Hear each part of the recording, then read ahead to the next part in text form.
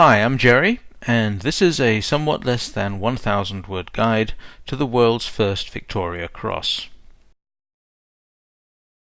The Victoria Cross was announced to the world in the London Gazette, the British government's official journal of record, on February 5, 1856. It was created to recognise acts of gallantry unconnected with military personnel's length or quality of service, and irrespective of rank or class. In this it was following the practice of France's Legion of Honour and the Netherlands' Order of William. Made exclusively by the jewellers Hancocks of London, they are traditionally said to have been made from the cascabels of 2 Russian cannon captured during the siege of Sebastopol during the Crimean War. However, since November 1914, most derived their metal from Chinese cannon, presumed to have been captured during the First Opium War. The purpose of the Victoria Cross is to acknowledge most conspicuous bravery or some daring or preeminent act of valour or self-sacrifice, or extreme devotion to duty in the presence of the enemy. Having said that, not all have been awarded for this.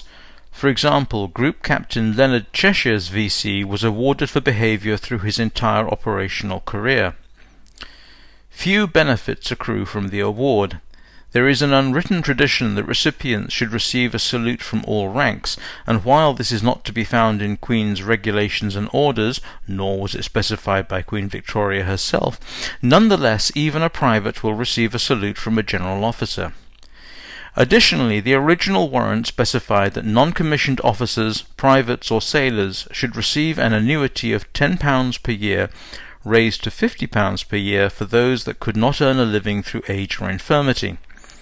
Presumably officers were expected to be rich enough that this was not necessary. Today this annuity has been raised to £10,000 per year, tax-free. While the original warrant was established on 29th of January 1856 and gazetted on 5th of February that same year, it was backdated to 1854 in order to recognise acts of gallantry during the Crimean War. And thus we come to the deed that occasioned the awarding of the world's first Victoria Cross. On June 21, 1854, the Hydra-class paddle-wheel steam sloop HMS Hecla was one of 3 British ships bombarding the Russian fortress of Bomarsund at the east end of the Baltic, located on the Åland Islands, off what is now Finland. Bomarsund was heavily armed with 80 massive guns, and during the attack was duly exchanging cannon fire with Her Majesty's ships Hecla, Odin, and Valorous. A shell landed on the deck of HMS Hecla and did not immediately detonate. It must have lain there for a couple of seconds as an order was issued for all hands to fling themselves flat.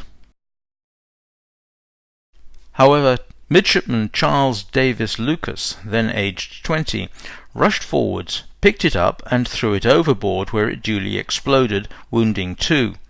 He basically saved the ship at no inconsiderable risk to himself, and was so credited by his commanding officer, Captain William Hutchin Hall, whose daughter he would later marry. His immediate reward was a promotion to acting lieutenant that same day, and subsequently he was awarded the Victoria Cross for his actions, being the first person to be so honoured.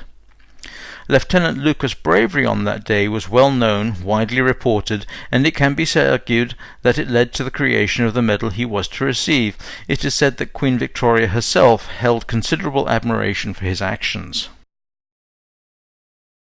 At the investiture of June 26, 1857, Queen Victoria handed out the first 62 VCs in order of rank and arm of service, Navy first and then the Army.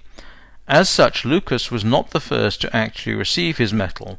He was 4th, being preceded by Commander Henry James Raby, Commander John Bithsey, and Commander Hugh Talbot Burgoyne.